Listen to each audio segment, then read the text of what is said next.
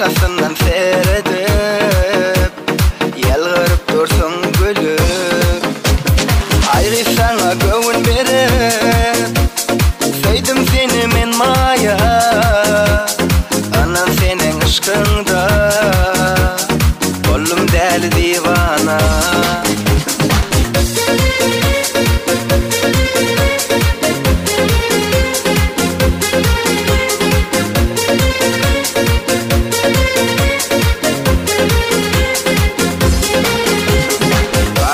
gecen ayı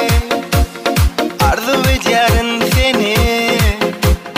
senin güzel keşfin